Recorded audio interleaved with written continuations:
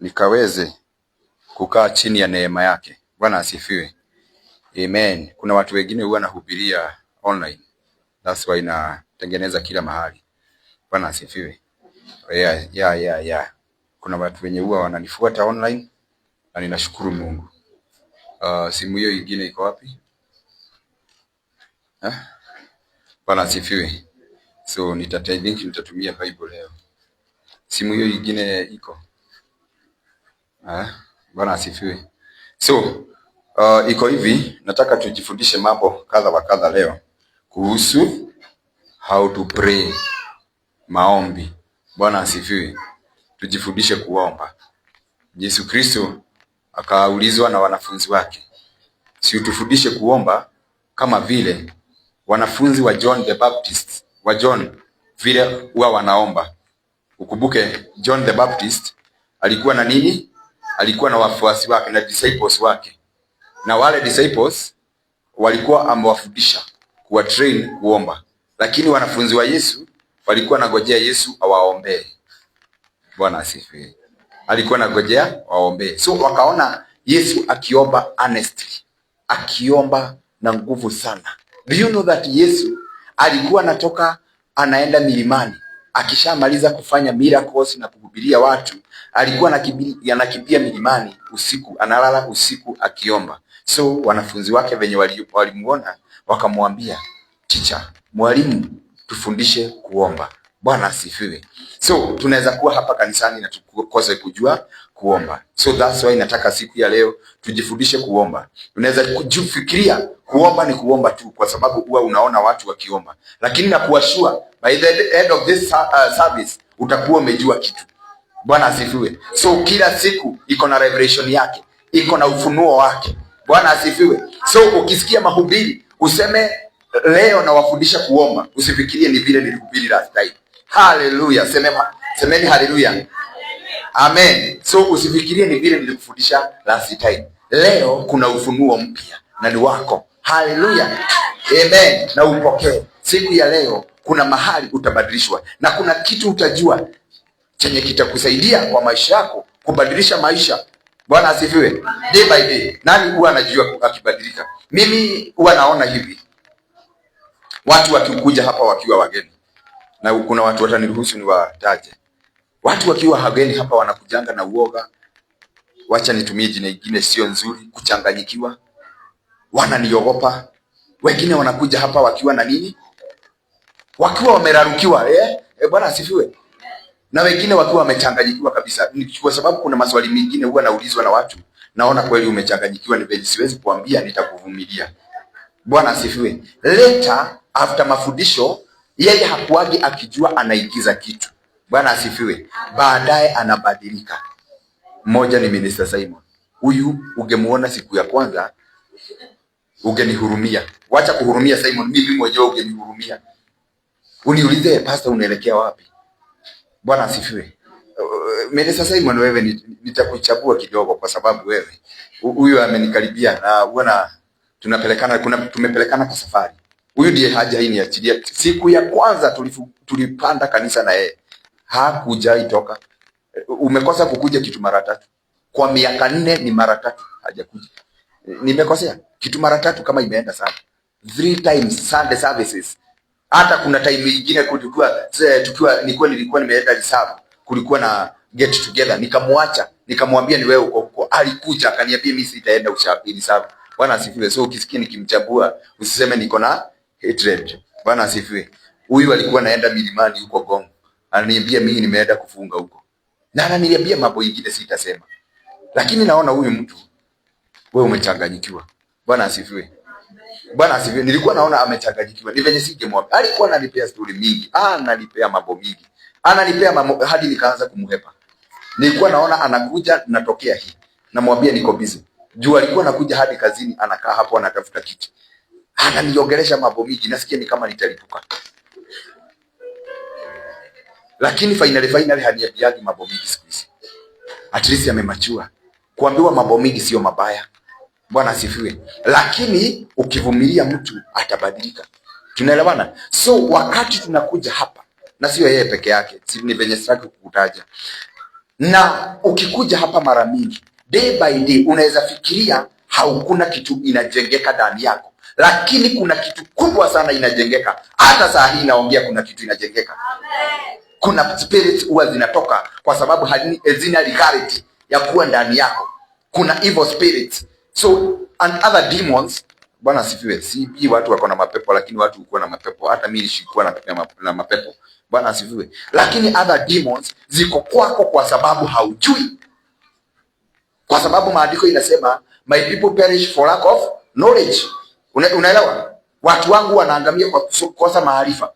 Bwana asifiwe. Kwa hivyo kuna pepo zingine ziko ndani ya watu kwa sababu ya kutojua. And that's why ukikataka kujua hujui, ni ukidoubt kila kitu, una doubt neno la Mungu. Nikihubiri hapa una doubt. Bwana asifiwe. Nikiongea kitu una doubt, ujue kuna mapepo zinakuambia ni maongo. Ni maongo. Hizo ni mapepo zinakuambia si unaona venye nakondoa macho, wanataka kuitisha pesa. Bwana asifiwe. Hizo ni pepo. Bwana asifiwe. Ukiona unakona vitu kama hizo, uniambie na kukemea kwa jina la Yesu Kristo, niachilie. Hiyo ni pepo. Bwana asifiwe. So ukikuja hapa mara mingi, ukiwa unafuatanisha, utapata unakuwa nini? Unakuwa delivered. Hiyo ndio nini? Kukuwa delivered. Deliverance inakuja kwa soul, body and spirit. Spirit inakuwa delivered kwa sababu gani? Kwa sababu ya wokovu. Ukiokoka unakuwa delivered. Spirit yako itaweza kufika mbinguni kwa sababu ya wokovu. Hiyo ingine ni soul. Soul yako inakuwa delivered kwa sababu nini? Ya hii maneno yenye naongea hapa. Bwana asifiwe. Kama hii nataka kuwafundisha kuomba. Another thing, hiyo ingine ni nini? Hiyo ingine ni nini? Body inakuwa delivered kwa sababu ya kuwekelewa mikono. Bwana asifiwe. So ukiona nikiita watu hapa sometimes tunawaekelea mikono, kuna vitu zinatoka. Haleluya. Bwana asifiwe. So hii topic inajua itabadilisha watu wengi leo na itasaidia watu wengi, sababu wanafunzi wa Yesu walimwendea wakamwambia tufundishe kuomba. Bwana asifiwe. Nataka tusitumie tutatumia kitabu gani? Kitabu cha imeandikwa kwenye Matthew na pia imeandikwa kwenye Luke. Acha tutumie Luke. Bwana asifiwe. Acha tutumie Luke. Ni Luke 11. Ukisifika hapa unasema haleluya. Usiogope mtu hapa. Kila mtu aliletwa na mambo yake hapa. Kila mtu uletwa na mambo yake hapa. Na tukifika hapa tunamaliza aibu kabisa, kwa sababu tunajua kila mtu ameletwa na mambo. Amen. Tunaelewana? Kila mtu aliletwa na mambo yake. Kuna wengine wametoka Ngara. Unajua Ngara ni kilomita ngapi? Ni 14 kilometers mpaka hapa. 14 kilometers. Daima 14 kilometers. Ukikuja kutafuta Mungu hapa. Hiyo ni neema kubwa. Bwana asifiwe. Kuna penye nilikuwa naenda church, kuna mtu alikuwa anatoka Nyeri. Nyeri unajua ni kilomita ngapi? Na anafanya ile kanisa iko hapa Nairobi, ati ndio kanisa yake ya Sunday service. Anakuja every Sunday kutoka Nyeri. Ni kilomita ngapi hizo? Bwana asifiwe. Siku hizi kupata kanisa nzuri ni gumu. Remnants, mabaki. Kupata mabaki ya kanisa. My friends, watu wanatembea. Haya, ikawa 11:1. Ikawa alipokuwa mahali fulani akiomba, alipokwisha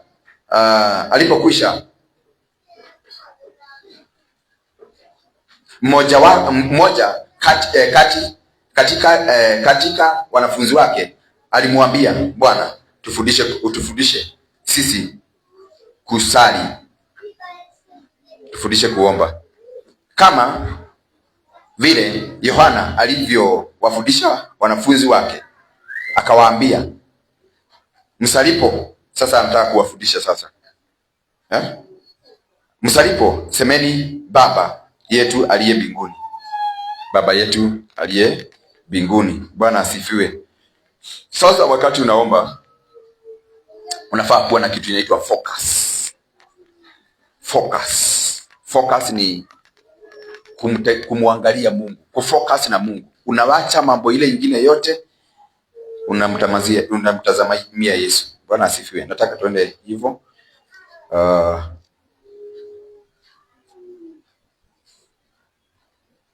Haya, akamwambia Baba yetu aliye mbinguni.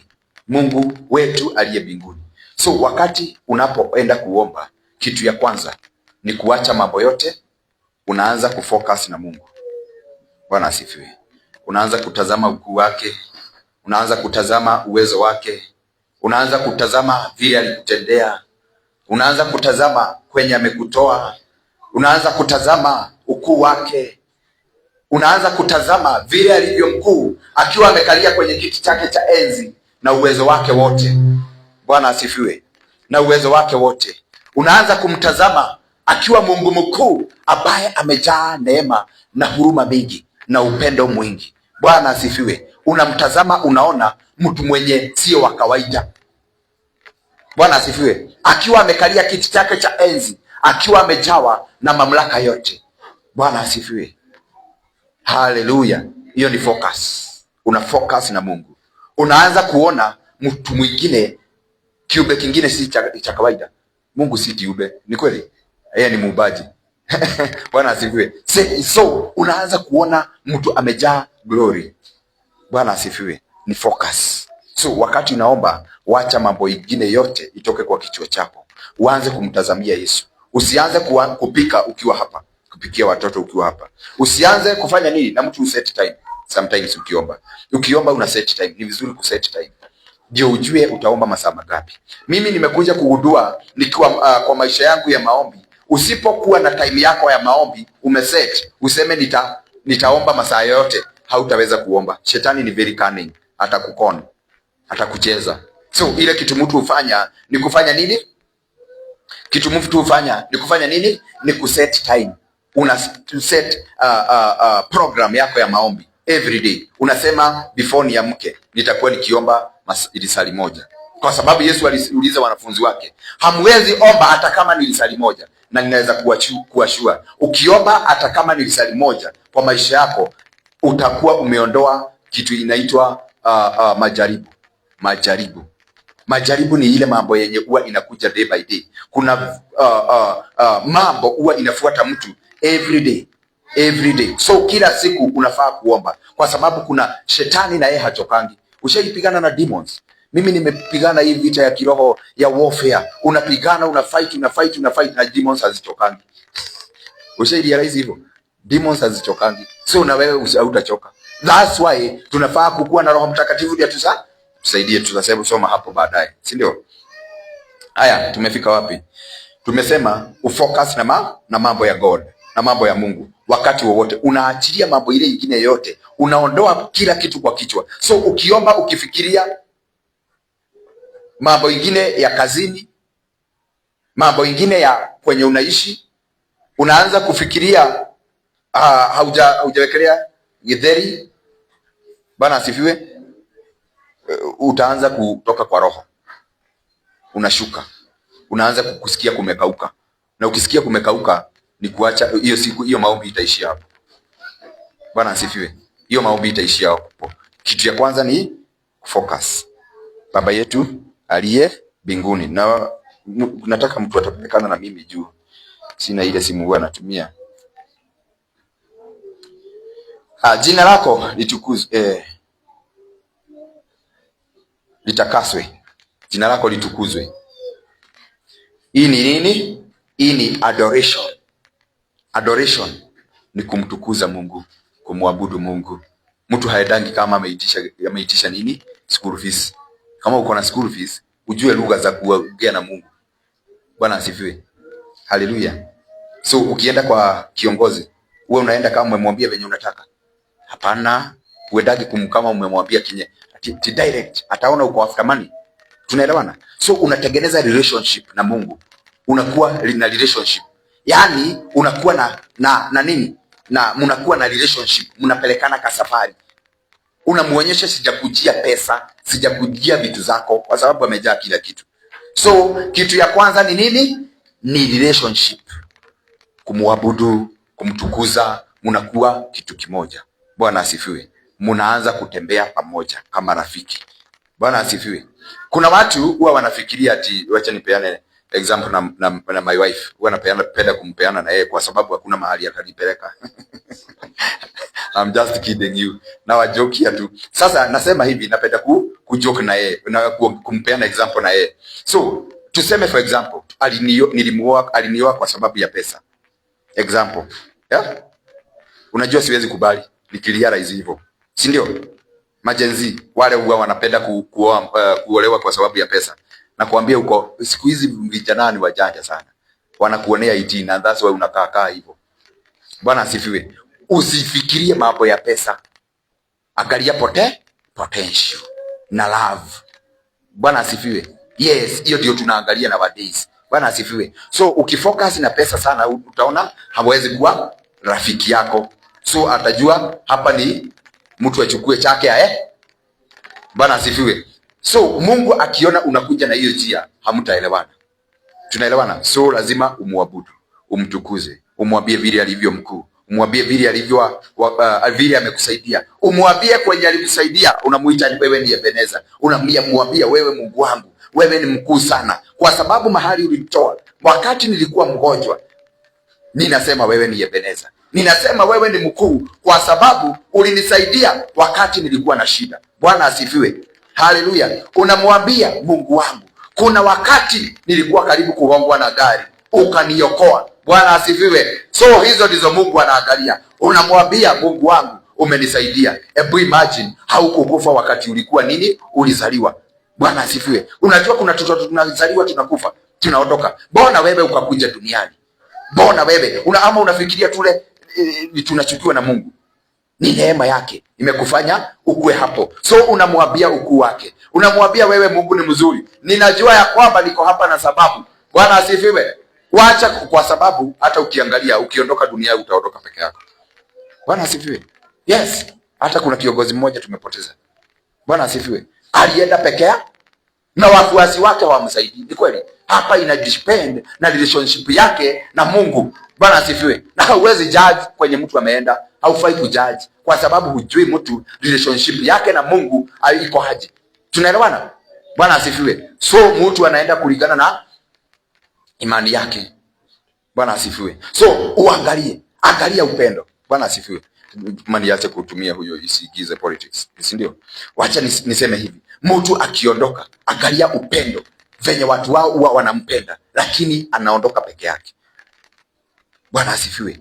Mtu huenda peke yake. So ukiambiwa okoka kwa sababu mtu ataenda kivyake. Wacha kuangalia rafiki. Bwana asifiwe. Marafiki huwa wanachanganya mtu. Marafiki huwa wanakuambia, "Haya siku hizi unaendaga church." Manze unataka kupreach. So anakuingililia kwanza anakutusi. Hiyo ni irony. Inaitwa irony. Irony ni kumok, ni kama kumok, ni kama kuenjoy mtu. Siku hizi naona unataka kupreach. Bwana asifiwe. Ukisikia mtu anakuambia hivyo siku hizi ni kutusi, anatusi, especially Gen Z. Hivyo ndivyo wanaongea. Bwana asifiwe. So ukiona mtu anakuambia hivyo, kwanza Gen Z hawasikii kuconnect na mambo ya church, wanaona tu ni mambo boring, mambo inabo. Bwana asifiwe. So nataka kukuambia nini? Nataka kukuambia mtu ataenda kivyake. Kwa hivyo tengeneza relationship yako na Mungu kwa kumwabudu. Wakati wowote, wakati unaenda kwa maombi, unamwabudu. Amen. Tuko wapi? Jina lako litukuzwe. Ufalme wako uje. Ufalme wako uje. Bwana asifiwe. Amen. Ufalme wako uje. Hiyo ni expressing gratitude.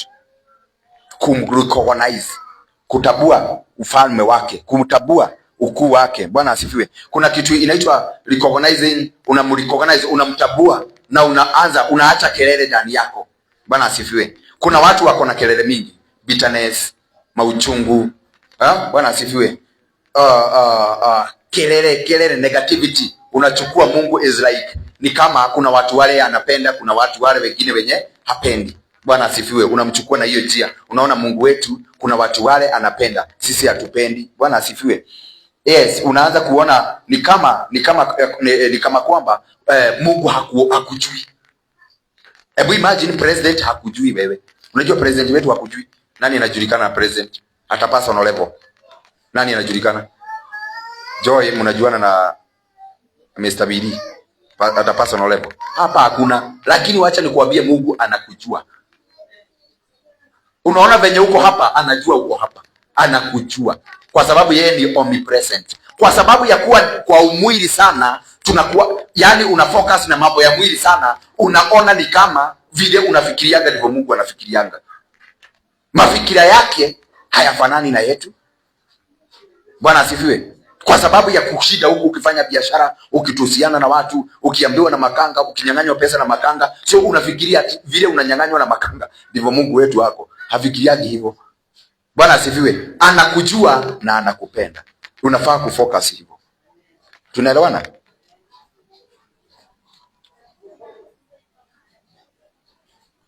Haya. Mapenzi yako yatimizwe hapa duniani kama huko mbinguni. Utupe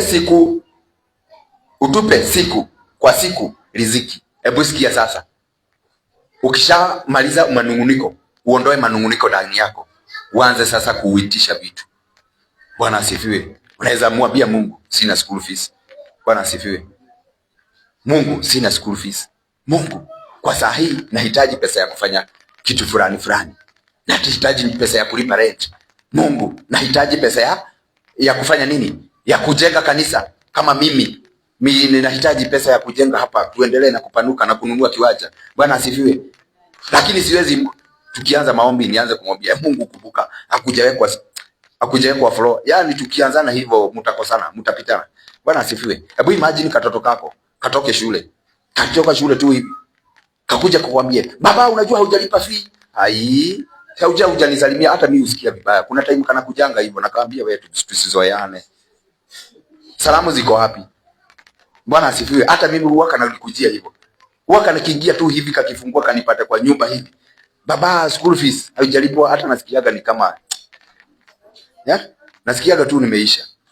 Na venye nilikuwa nawangojea tukule na maybe nimewakujia nikitoka kazini nifike mbele yao na wabebea tu vitu. Wakati nimejiprepare na tu vitu tu sherehe hapo. Alafu kanikuja kuniletea makaratasi hapo zimeandikwa school fees. Nasikia kukakula. Bwana asifiwe. So unaona nini? Wewe kuja hapa. Nimekupea hii kitu. Huyu msichana siku hizi analala sana. Kuja hapa. Wacha nimpe hiyo kitu. Huyu tunasaidiana naka kazi sana. Mkiona nikimuingililia hata yeye, wacha wakae na Simon hapo. Ukaange hapo. Bwana asifiwe, ukaange hapo kutoka leo. Bwana asifiwe. Tunaelewana?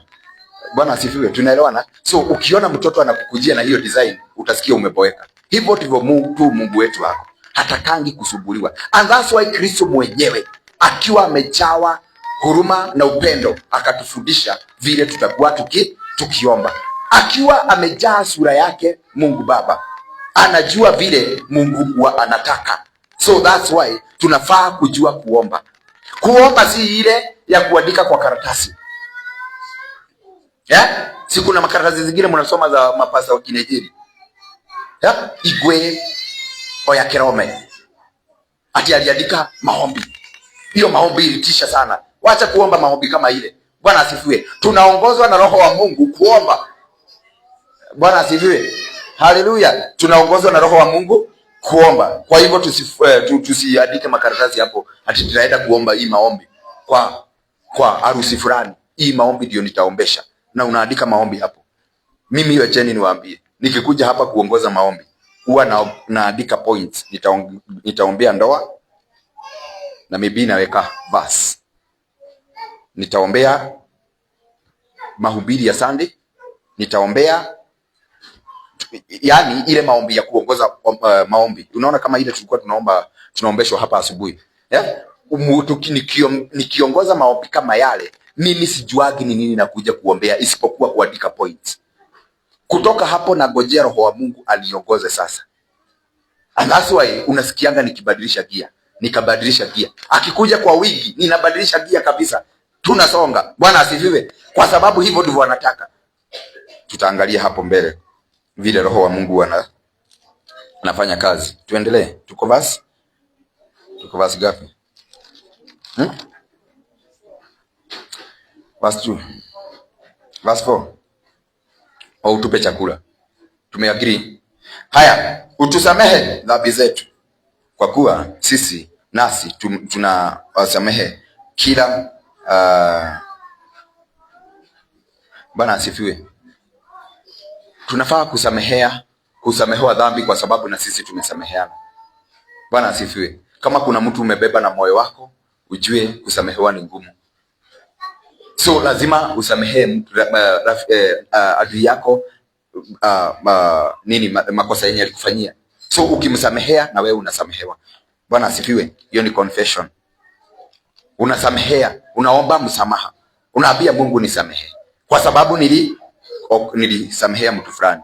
Hebu niambie, ukienda kuambia Mungu, ukianza maombi, mwambie Mungu, Mungu nisamehe kwa sababu unajua niliiba pesa ya wenyewe pale ya chama na si kulipa chama, mtaonana na yeye. Hebu nikuulize, mtoto akikukujia kutoka shule, akuje ameingia tu hivi, baba nimeiba switi kwa duka, nisamehe.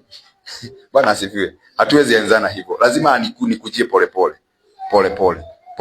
aniambie na unajua nini baba, after kurelate na mimi.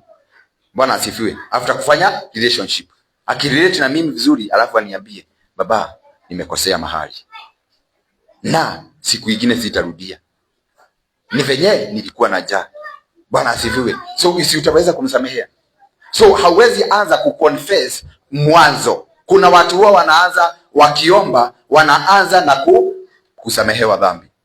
Bwana asifiwe. Hata mimi nikiombesha hapa sianzange hivi ati tuombe msamaha. Mimi sianzange na hiyo, na atafuta relationship na Mungu kwanza. Tunaelewana? Bwana asifiwe. Haya, tuko wapi sasa?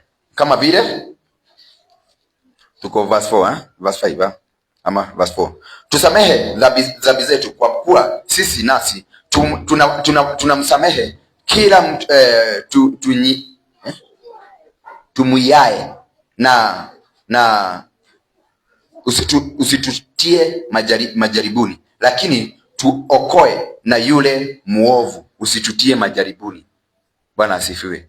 Usituweke kwa majaribu. Hiyo ni Bible imesema hivyo, usitupeleke kwa majaribu. Kwa hivyo unafaa kuomba ndio usiingie kwa majaribu. So majaribu inaweza kuja kwa sababu nini? Kwa sababu umekosa kuomba. So wakati hautaomba utapata mashida mingi kwa maishani. Shetani atakuwa na access kwako. Hebu niwafundishe hii. Hebu tuende kwenye Romans 8:26. Sasa hapo nitasomewa. Minister Ruth nisomee. Mpe microphone. Mpeleke chap. Romans 8:26.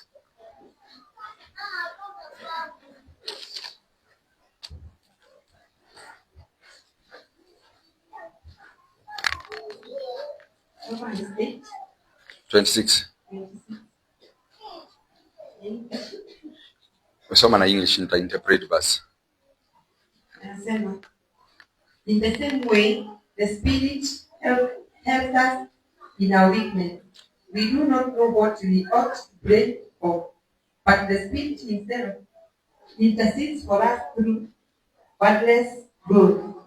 Amen. Sisi hatukuagi tunajua kuomba. Ni Roho Mtakatifu huwa anatusaidia maombi.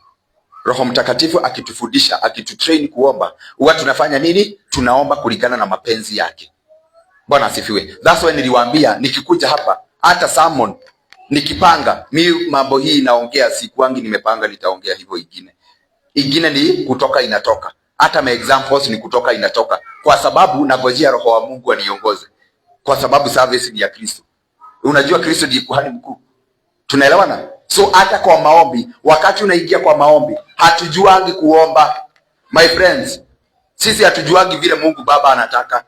Ni kuambiwa, tunaambiwa na Roho Mtakatifu. So kuna time huwa nakuja hapa maombi, nikiingia tu hivi, nikikanyanga pale na jiprepare venye nita worship usiku. Kwanza kuna time nakujanga peke yangu, huwa nakuja peke yangu, na jiprepare vile nita worship usiku hapa bila mtu yoyote hapa. Nafunga mlango, nikiingia tu hivi nasikia sio kuzuri, naingia kwa warfare, naanza warfare, na ninaweza enda masaa 2 hours ama 1 hour non stop. Bwana asifiwe. Kwa sababu hivyo ndivyo Roho ameniongoza. Haleluya. Wakati utaamka saa 9 utaambiana aje na Mungu. Bwana asifiwe. So ile kitu naweza kuambia ni vizuri kupanga maombi, lakini sio vizuri kuombe zile point prayer items, ni vizuri kuenda nazo mbele za Mungu. Lakini nikuambie kitu ya kwanza, ukienda mbele za Mungu ugojee Roho akuongoze, kwa sababu Roho atakuonyesha mambo mingi. Roho atakupea that urge ya maombi, kwa sababu hiyo kitu ya kusikia katamaa ya kuendelea mbele.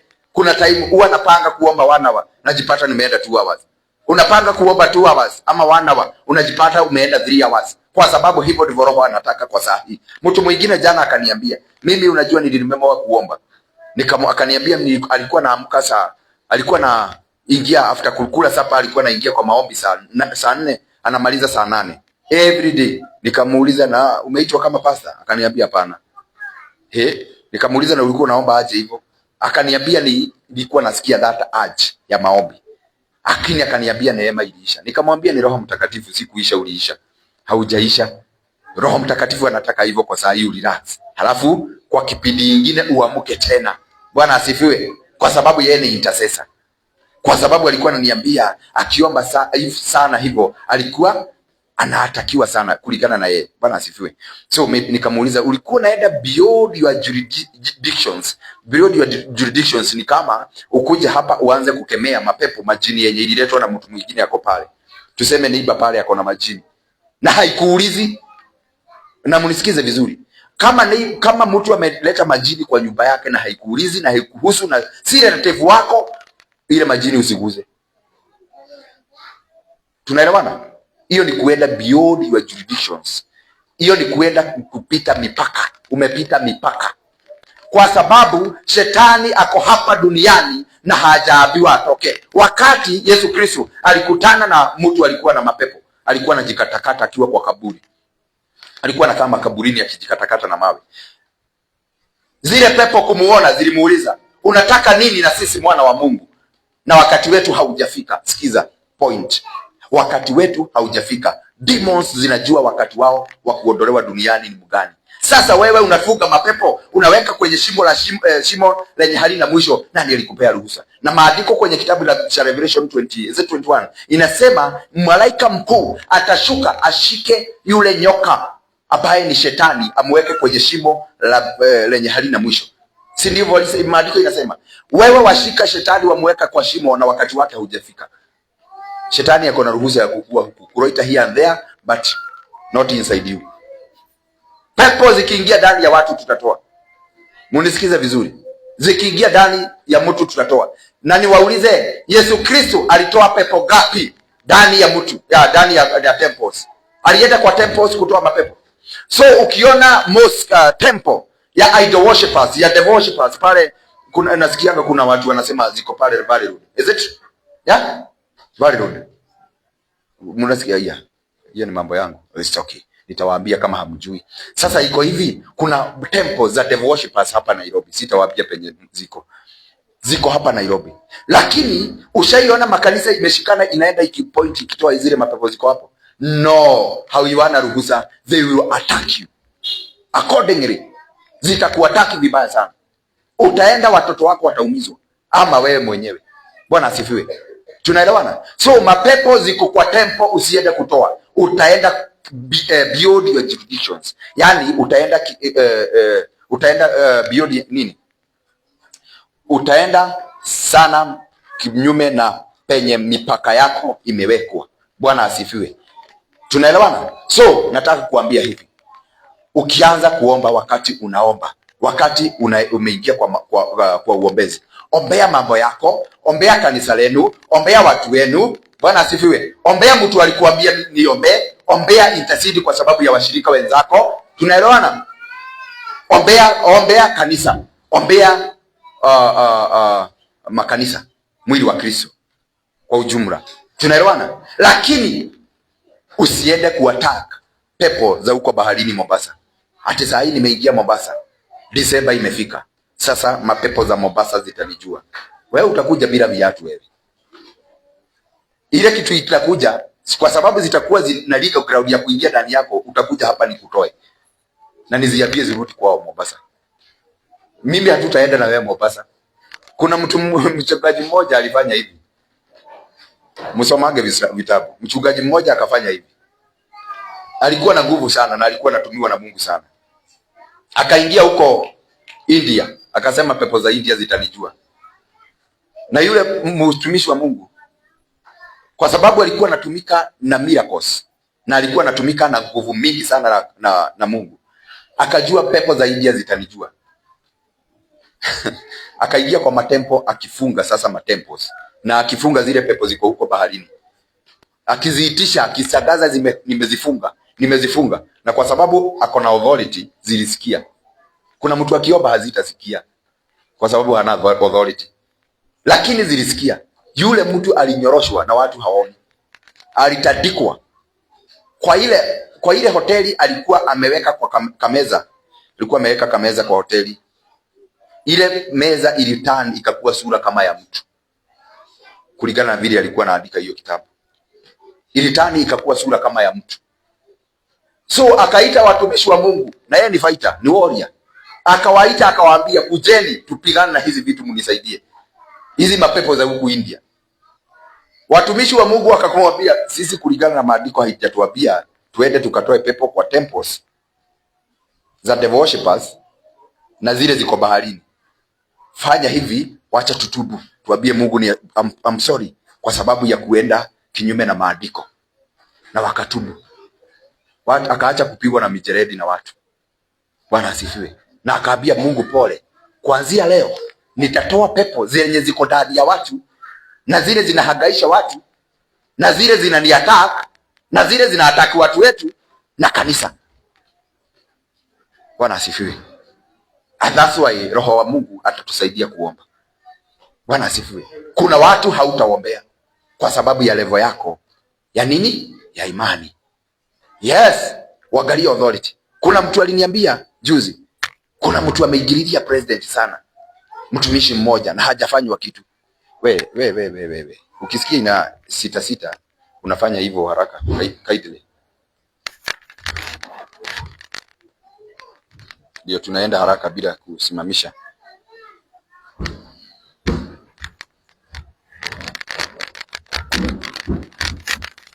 Bwana asifiwe. Nikamwambia ati kuna watumishi wa Mungu huku wana attack president, kuna kitu wanafanyiwa. Kuna mwingine aliambia watu president anaendaga occasion akiwa mlevi, anamwambia ukuache kukunywa, haulizwi. Lakini sisi tunaogopa, ukienda kupreach hivyo si utashikwa. Nikamwambia ni authority, angalia level yako. Kama haujijui vizuri na umefungua mianya mingi, hatakuataka, utakuwa under arrest. Bwana Yesu asifiwe. Yes, utakuwa under arrest kwa sababu ni level, ni kiwango. Ukienda kupigana vita, angalia level yako, angalia nguvu yako, kwa sababu Roho wa Mungu atatuonesha kuomba. Kuna mtu mmoja alikuwa amekufa juzi, ukiangalia internet utamuona, anaitwa, nitakwambia jina before nimalize. Yule mtu alisema alitoka kwa mwili, alishikwa na akaparalyze side moja na akaanguka chini. Venye alitoka kwa mwili, aliona spirit yake ikiwa kubwa sana kuliko mwili. Akashindwa hii ilikuwa inatoshea pale. So aliona mwili yake iko pale chini, na akashindwa hii mwili inatoshea aje pale. Na kwa sababu alikuwa muombezi, akaambiwa na watu wawili wakakuja wakamwambia, ni kwa sababu you are strong kiroho. Wewe ni uko na nguvu ya kiroho. Yani in spirit you are stronger than your body. Bwana asifiwe. Mwili wako, spirit yako iko na nguvu kuliko nini? Kuliko mwili wako. So yule mtu akashikwa, akapelekwa na speed hadi mbinguni. Kufika kule, aliona ukuu wa Mungu. Hakuweza kutambua sura ya Mungu, lakini aliona ukuu wa Mungu akiwa kama mwangaza. Ile spirit alitoka nayo hapa, hiyo ndio ilikuwa inamvuta kwa Mungu. Hiyo ndio ilikuwa ina connect na Mungu, inamvuta. Bwana asifiwe. Inamvuta kwa Mungu.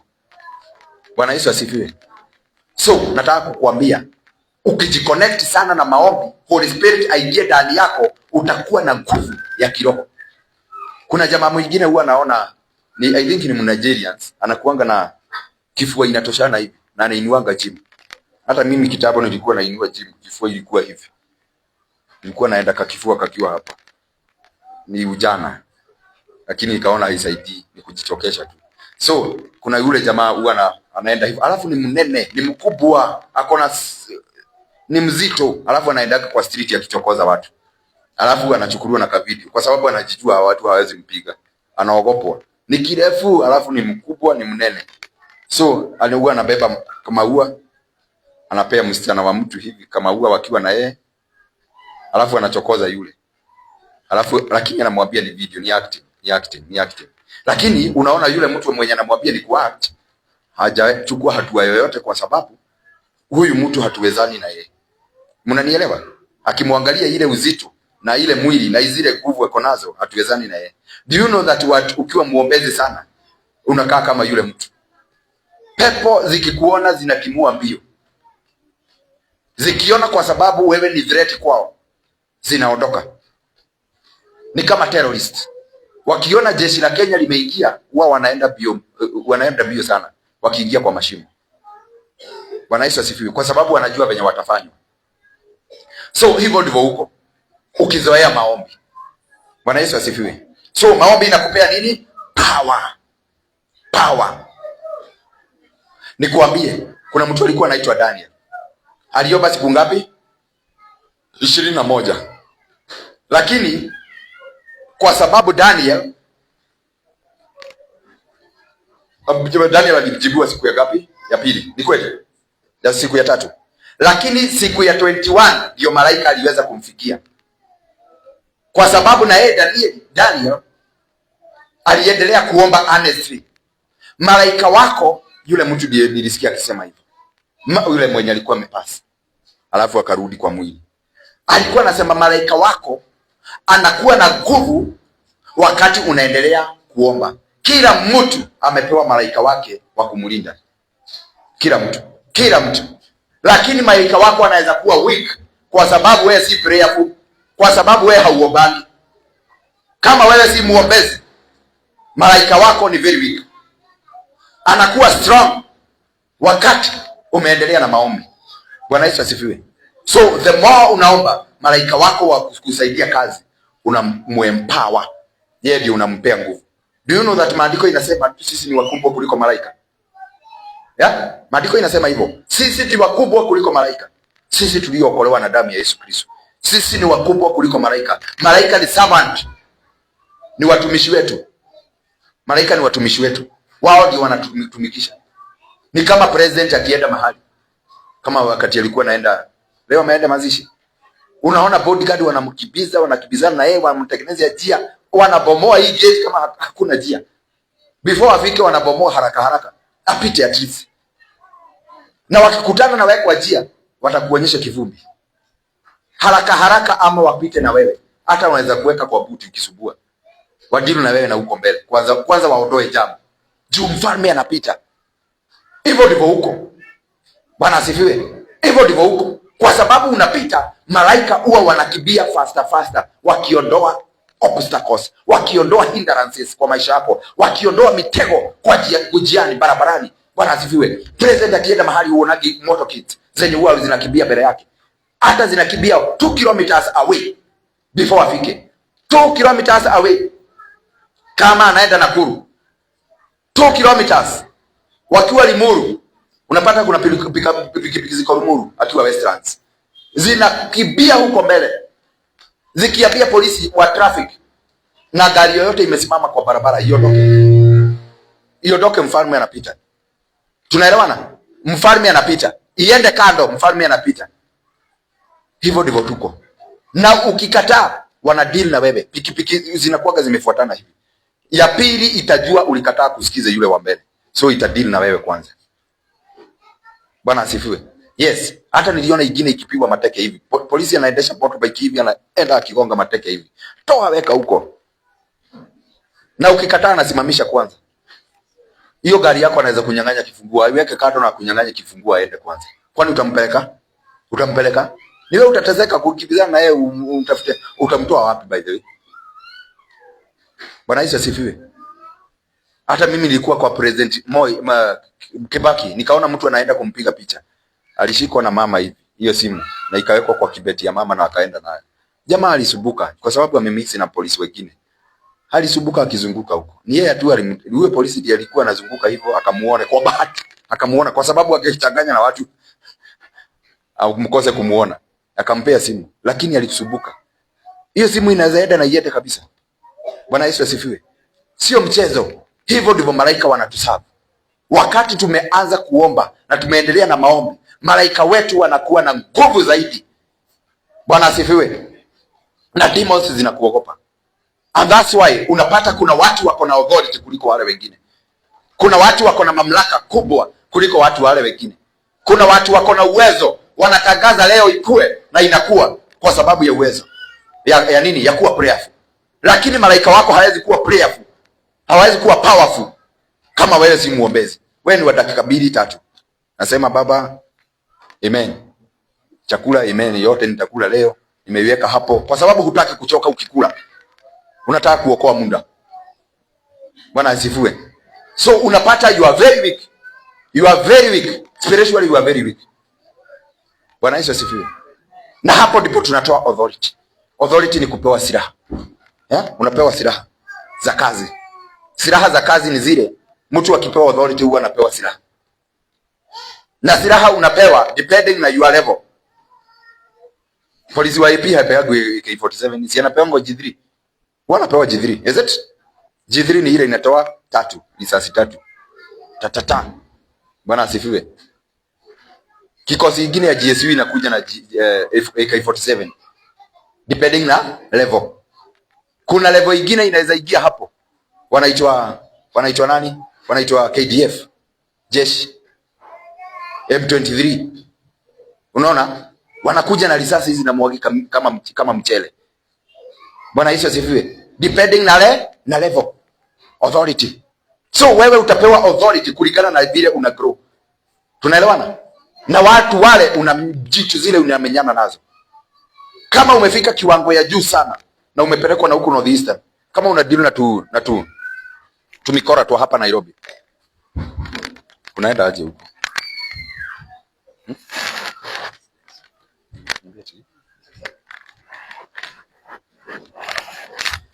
Kama unamenyana na demons za hapa Nairobi, tumikora hutu twa kuiba simu, hiyo ni G3. Tunaelewana? Hiyo ni G3. Ukipelekwa na hapa North Eastern, lazima uende na bunduki mzuri na hapa. Tunaelewana? So the more una fight na the more una deal na mapepo ziko na kiwango, hapo ndipo utaweza kufanya nini? Kupewa mamlaka kubwa. Bwana asifiwe. Na kuwa trusted. Mtu ukuwa trusted kulingana na vile una grow. Unapigania maisha yako kwanza. Mtu upigania maisha yako kwanza wakati unaomba. Ukipigania maisha yako, kuna mahali itafika uanze kupigania familia yako. Ukipigania familia yako, uweze kupigania familia yako, unapewa sasa kazi ya intercessory kwa kanisa. Kwanza unapelekwa kwa watu wenu, ukomboe watu wenu, uwaombee watu wenu, wasaidike, wakuwe secured hata kama hawajaokoka kwa sababu yako. Kwa sababu wakipata shida, wewe umepata shida. Kitabu itazungushwa huku na utapeana pesa hapo uende hasara. So lazima uombee watu wale wakuwe na amani. Kutoka hapo unapelekwa kwa kanisa, unakuwa intercessor. Unaanza kusimamia watu. Unapelekwa kulingana na kiwango, kulingana na level yako, kulingana na wingi wa maombi yako. Bwana asifiwe. Lakini hauwezi niambia ati umeokoka jana na umeanza kuombea, umekuwa intercessor mkuu wa hii kanisa. Utapigwa na utasema kanisa ziko na mapepo. Bwana asifiwe. So lazima ugrow. Pole. Bwana asifiwe. Lazima ujue kujipigania. Kupigania kazi zako. Kupigania biashara yako. Kupigania nini? Tumesema family, kazi, relatives. Kupigania nini ingine? Kanisa. Health yako. Your health. Kuna watu wadhaifu kwa sababu ya magonjwa. Bwana Yesu asifiwe. Ukiona uko sawa, kuna watu hawako sawa. Kuna watu wagonjwa wana struggle na magonjwa. Kuna watu wanalia day by day, tutafanya nini? Bwana Yesu asifiwe. Nilienda hospitali nikapata mama amekaa 3 months. Hana pesa ya kulipa hospitali. Na hana sha inafanya hii. Kama inafanya sijui. Na kama haifanyi sijui. Lakini hakuwa na pesa ya kufanya ya kulipa. At that time mtu alikuwa anatumia NHIF. Lakini alikuwa amekosa zote. So alikuwa amewekwa huko kwa for 3 months. So bili yake ilikuwa inaongezeka sana. Bwana Yesu asifiwe. Ukiona uko na shilingi ya kukula, shukuru. Bwana asifiwe. Unashukuru Mungu. Na unafaa kupigania your health. Ukiona how grow, hakuna kitu unaendelea na umeokoka, ujue maombi yako iko chini. Ukiona kalama yako haifanyi kazi, maombi yako iko chini. Wale wanaibisha hapa. Ukiona unaenda chini, yani ikiwapa uko na kipawa lakini hakifanyi kazi hapa, hauombi. You are not a prayerful woman or a man. Bwana asifiwe. Wewe si mtu prayerful. Uko chini. Bado uko chini. Inahitajika uombe, upiganie kipawa chako, kifanye kazi, kianze kuonekana. Bwana asifiwe. Utakuwa established wakati utaanza kukua prayerful. Utakuwa established. Kipawa chako kitakuwa established wakati umeingia level nyingine ya maombi. Umeingia anga nyingine. Bwana asifiwe. So naomba tuingie kwa anga nyingine ya maombi. Nataka tuingie kwa maombi. Upiganie your health. Hey, Bwana asifiwe. Upiganie your health. Your education. Watoto wako waache kuwa nyuma. Bwana asifiwe. Tupiganie watoto wetu waache kushikashikwa na magonjwa, hata homa. Bwana asifiwe. Yes, hata homa zingine zinafaa kukusikia zinaondoka bio. Hatufai kugojeka homa ovyo ovyo. Hata mimi nasikianga kahoma kwanza kanataka kunifishika Friday ndio kakue kameiva sana. Ndio nishindwe kupreach. Napigana nako vilivyo. Juu kanataka kunisubua kuharibu sermon. Shetani ni very cunning. Hata unaweza sikia kidonda kwa mdomo na inenepe. Ile kidonda kuongea kama venye naongea ikiwa hapa hauwezi ongea. Hauwezi preach. Na inajua Sunday ni wewe una preach. Shetani ni very cunning. Anakufuata na njia zote, anakukibizana na wewe na njia zote. So lazima ukue alert. Lazima ukue muombezi. Bwana asifiwe. Lakini kuna kitu inazuia tujibiwe maombi yetu. Hey, Bwana asifiwe. Tusome John 4:3. Kuna kitu huwa inasubua watu kujibiwa maombi. Unajaribu kuomba, unaomba miaka na miaka, lakini hakuna majibu inakuja. Kwa sababu kuna kitu imeandikwa hapo. Nataka nisomewe na Kiswahili. Mtu ako na Biblia ya Kiswahili hapo anisomee. Kwa sababu ya moyo wako. Kama moyo wako ni mbaya, hebu tusomewe kwanza.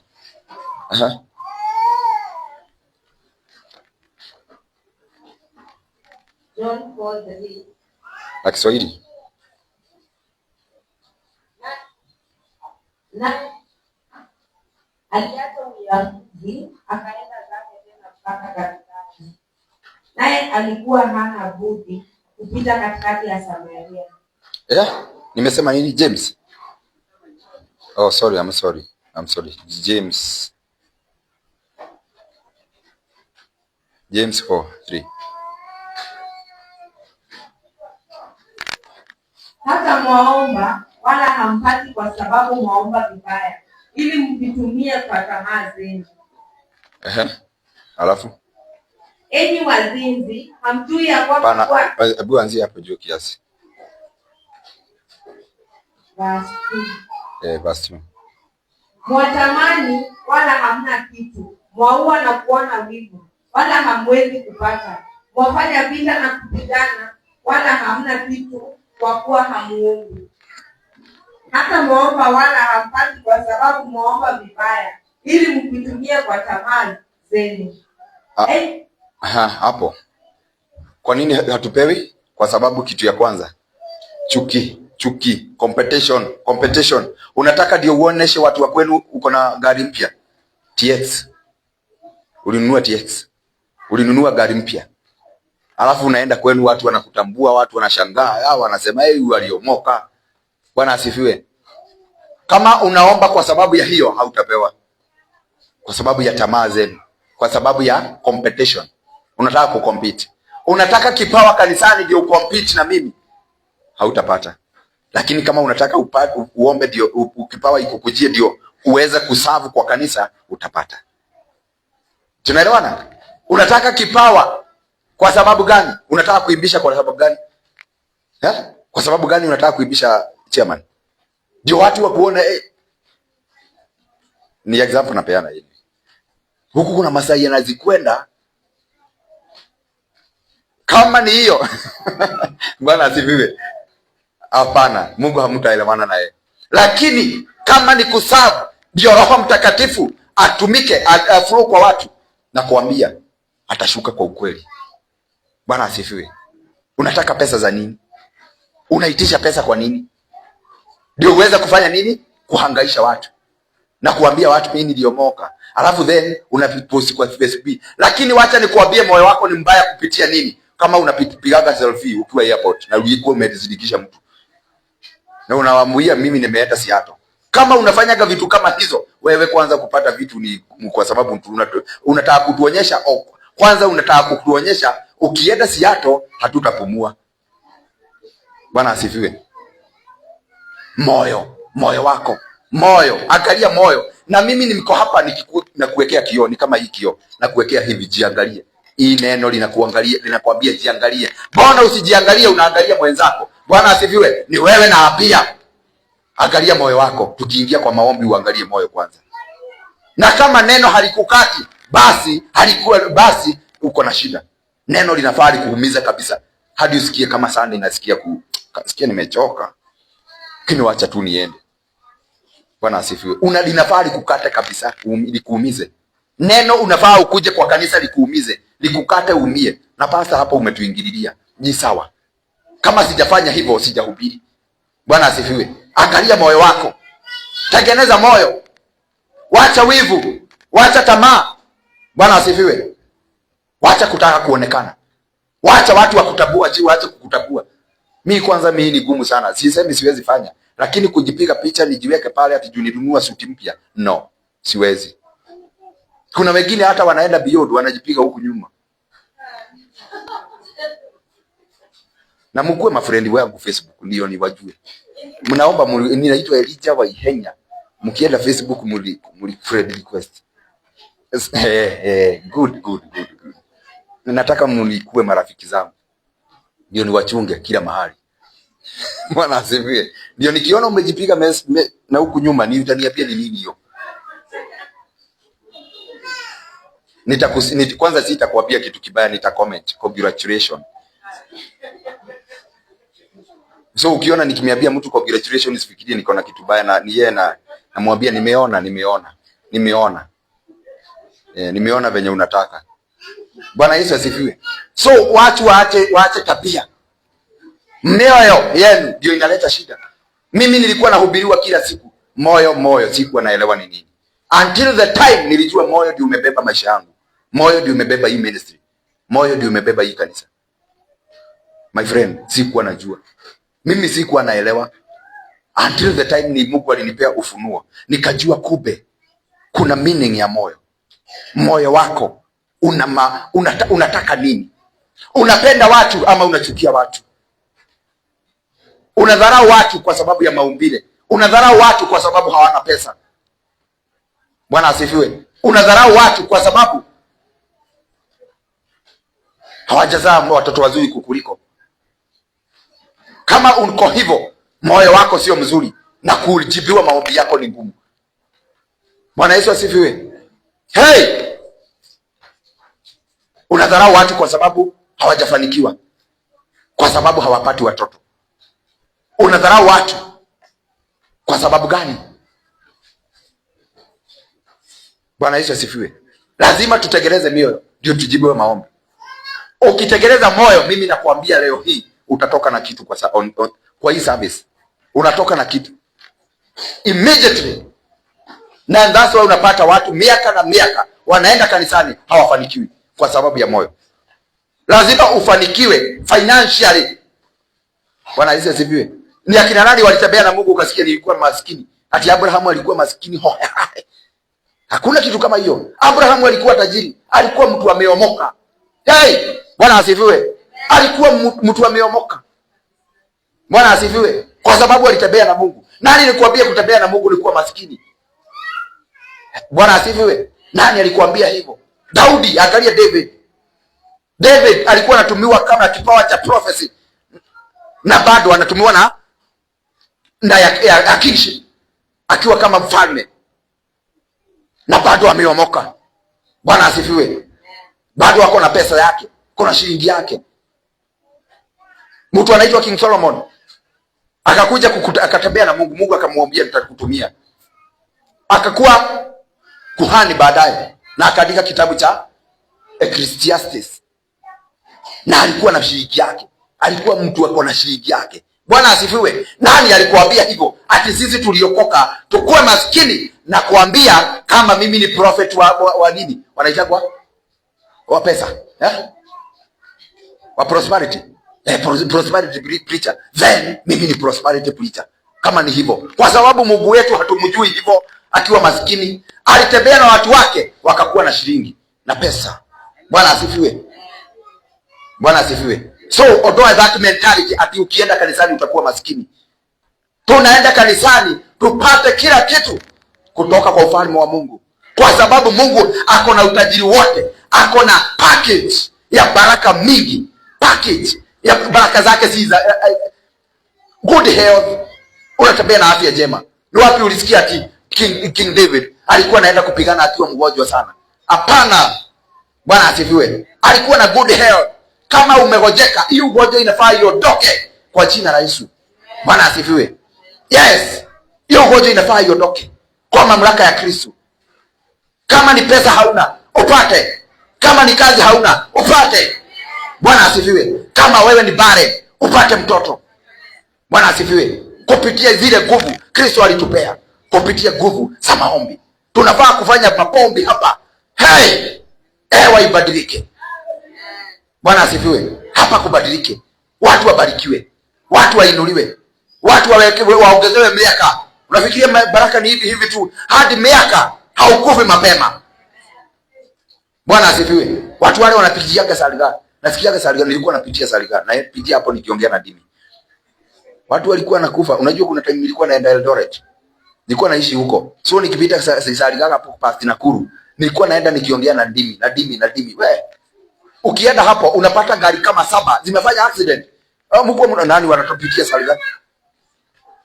Yes, unapata accident kama kukinyesha hivi. Unapata accident kama 7 na ni matrela na zimenyimaliza watu. Ukitoka hapa ukienda hapo juu zingine, ingine imeua ingine.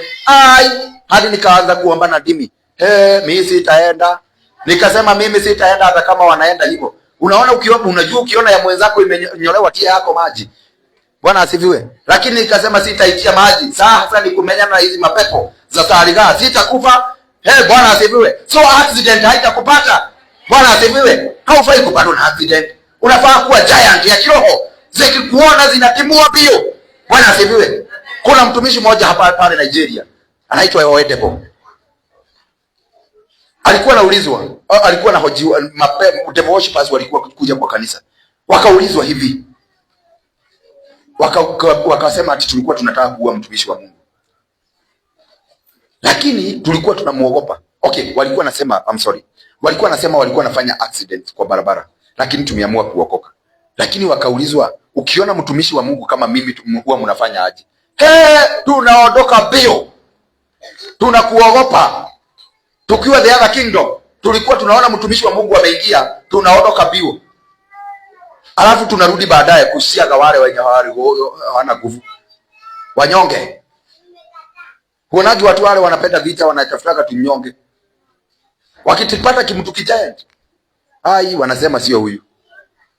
Bwana asifiwe. Yes, wanasema sio huyu leo. Leo sio huyu. Na kuambia usikuwe mnyonge kiroho. Menyana na hizi demons. Demons zile zinatumwa kwa plot. Zinafaa ziondoke. Huko kwa sababu ya watu wenye wako huko. Watu wa plot. Ulipelekwa kwa hiyo ploti na sababu ndio uwasaidie. So ukimenyana na zile pepo haukosei, haziwezi kufanyia kitu. Bwana asifiwe, haziwezi kufanyia kitu. Hizo ziko chini yako. Ziko chini yako. Bwana asifiwe. Nataka mkuwe na uwezo, nguvu na uwezo na mamlaka ya kutawala Nairobi. Bwana asifiwe. Hata kama hali ni gumu, hata kama hauna sapa, unasema yes, sina sapa, lakini Yesu wangu anaishi. Aliye ndani yangu ni mkuu kuliko chakula. Bwana asifiwe. Unaweza kuwa hauna chakula sapa, lakini Yesu wangu ni mkuu kuliko hizo chakula. Kwa sababu Yesu akasema mwanadamu hawezi ishi na chakula peke yake. Tunaelewana? Yes, mwanadamu hawezi ishi na chakula peke yake. Lakini mwanadamu anaweza ishi kupitia neno la Mungu. Bwana asifiwe. So sio chakula tu. Wakati umefinyika, wakati unaona nyumba iko karibu kufungwa, aliye ndani yangu ni mkuu kuliko rent. Mtazame hivyo. Mtazame hivyo. Usimtazame akiwa mtu amefinyiliwa. Bwana asifiwe. Yes, and that's when nilisikia mtumishi mwingine hapa. Huyu anaambia watu tunaenda Seattle. Anaambia mtu hapa. Anaambia mtu. Mungu hawezi toshia ndani yako. Kama hujafanya nini? Acha tuache hizo jokes. Sasa nataka kusema hivi. Yesu aliye ndani yako ni mkuu kuliko aliye duniani.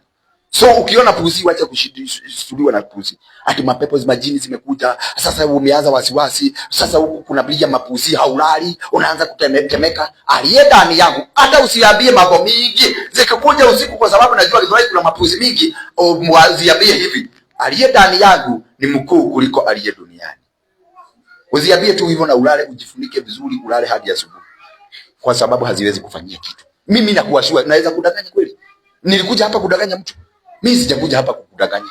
Aliye ndani yako ni mkuu kuliko pusi yenye inalia na hapo nje. So wachana na mimi, wacha mimi nilale. Yes. Yes. Kwa sababu umejua wewe ni nani ndani ya ufalme wa Mungu. Bwana asifiwe. Hiyo ni kujielewa. Jielewe. Jielewe wewe ni nani. Funguka macho, uelewe wewe ni nani ndani ya ufalme wa Mungu. Bwana asifiwe. Nani huyo? Ujielewe wewe ni nani ndani ya Kristo Yesu. Bwana asifiwe. Mimi kitambo nilikuwa nasumbuliwa na tupusi. Zilikuwa zinakuja zinalala, dinalia, zinakuja kulala penye nimelala. Sikie.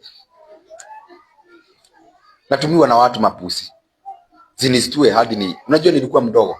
Wakati nilijielewa, sasa hii uwezi nistua na pusi. Tafuta kitu kingine. Sasa hii tafuta kitu kingine kwa sababu pusi akilia nyumba ya hata my wife anajua. Ananiambia kuna pusi inalia. Mwambia mimi sijui, hata sisikii, wacha ilie. Mimi pusi haiwezi, hata siwezi kosa kulala. Na nalalaga hadi usiku, huwa nalala hadi asubuhi. Kwa sababu najua pusi iko. Unajua pepo ingeingia ndani yako ni dangerous.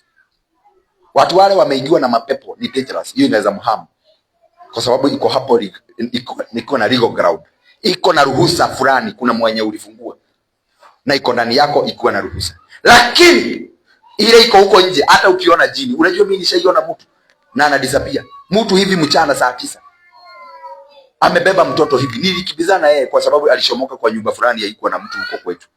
Ule mtu nikakibizana na yeye. Tukafitia kwa kageti, hakufungua gate. Sikurealize at that time. Nikamkibiza, na unajua kuna watu wengine wanafikiria ni maongo kwa sababu ni mpepo inakuambia hivyo. Ukitaka kujua, nilikwambia ukitaka kujua ni maongo, mtu ako na pepo anaanza kusikia wameanza sasa, umetuzoea. Yaani tumekuamini hadi umetuzoea, umeanza kutuzoea. Sasa mimi unajua zile barabara za na huko sisi kwetu kuna mashamba kama hizi na huko Kinangop. Zile mashamba bigi. Unapata hadi hizo mashamba zimetengenezwa tu barabara. Unapata shamba ya mtu iko na hii side ni barabara katikati. Okay. Tuseme hii side ni shamba, barabara ya serikali na shamba tena. Unanielewa? So hiyo shamba kwa shamba yenu mnaweka gate. Mnasimamisha post 2, alafu mnaweka kiposti kikubwa hapo. Mshaiona kitu kama hiyo? Yeah? So mnasema kutoka hapa ng'ombe zetu zitakula nyasi zenye ziko hapa. Lakini ukipita huko umepita kwa wenyewe. Si ndio? Hata kama shamba ni ya serikali, ndio kama utaki vita usiende kuchunga kwa wenyewe. Yule mtu nilikibizana na yeye, alienda kama amepita zile gate. Niliturudi bio nikipiga nduru. Nikaambiwa na my mother, nikaenda hadi kwa my mother, akaniambia kalisha muhahe hapo. Hata saa hizi sijui kama shaiamini, hakuamini. Kama venye tu na kuangalia naona haujaamini. Lakini nakwambia niliona hiyo ni jini. Bwana Yesu asifiwe. Lakini iliniham hapana. Kwa sababu aliye ndani yangu ni mkuu kuliko aliye duniani. Bwana Yesu asifiwe. Na hivyo ndivyo mapepo za Nairobi hazitawauliza kitu. Hata uende wapi? Hata uende Mombasa kwenye pepo ziko, hautakurudi na malaria. Unajua watu wanaitaka na Mombasa wanarudi na malaria. Nani yako na plani ya kwenda Mombasa off late hii December? Kama unataka kuenda Mombasa, pokea hiyo baraka. Bwana asifiwe. Kama unataka kuenda Mombasa, hautagojeka malaria. Unarudi tu vile ulikuwa. Wengine wanarudi wakisema wamegojeka malaria kwa sababu wako wanataka. Bwana asifiwe. Hakuna mtu mtetezi wao ndani yao. Hakuna mtu anawatetea. Sisi kuna mtetezi wetu. Sisi tuna mtetezi wetu. Hata nikipitia mahali penye kunafanywa uganga, haziwezi nifanya kitu. Kwa sababu aliye ndani yangu ni mkuu. Hivyo ndivyo tunakanyanga uchawi. Huwa tunakanyanga uchawi na hivi. Haiwezi tufanya kitu. Katika jina la Yesu. Kwani tu hata huku tunawekea kwa uchawi. Unakanyanga na hufanyi kitu. Bwana asifiwe. Unapita na hufanyi kitu. Hakuna kitu inaweza kufanya. Hata kwa plot uwekewe kwa hapo nje kwako, hautafanya kitu, hautagojeka. Haitapata mwanya wa kuingia. Katika jina la Yesu Kristo. Nasema kuanzia leo watu watakombolewa. Magonjwa itaondoka. Bwana Yesu asifiwe. Kama uko na ugonjwa, kama kuna pepo iko ndani yako, lazima iondoke. Bwana Yesu asifiwe. Wacheni tuingie kwa maombi. Katika jina la Yesu Kristo. Uanze kumenyana na hizi mapepo. Kama kuna pepo imekukalia, katika jina la Yesu Kristo, uambie iondoke. Uambie utaenda. Siku ya leo lazima utahama. Lazima utahama kwa nyumba yangu. Kwa sababu leo nimejua mimi ni nani kwenye ufalme wa Mungu. Na usiboeke, hatutaomba na kuboeka. Katika jina la Yesu Kristo, lazima ufungue mdomo. Hata wale hawajui kuomba, leo nimekufundisha kuomba katika jina la Yesu Kristo. Lazima ufungue mdomo wako na useme nimekataa kukaliwa kutoka leo. Kutoka leo sitakaliwa. Kutoka leo kwa sababu nimejua ukweli, sitakaliwa na mapepo. Kutoka leo nimekataa kukaliwa. Nimekataa kukaliwa na nguvu za giza. Nguvu za giza zinazokukimbiza day and night. Katika jina la Yesu Kristo, natangaza zikaweze kuondoka. Natangaza zikaweze kuondoka. Natangaza zikaweze kuondoka. Omba. Katika jina la Yesu Kristo, endelea kuomba, endelea kuomba, endelea kuomba, endelea kuomba. Kama unakibizwa na umasikini, huu ni wakati wa kujinasua. Huu ni wakati wa kujiondoa kwa umasikini katika jina la Yesu Kristo. Jiondoe katika jina la Yesu Kristo. Jiondoe katika jina la Yesu Kristo. Makarabazaraba shantarabaze rabakota bazereba reparabazerebe kinama remazerebe kinamazi. Omba.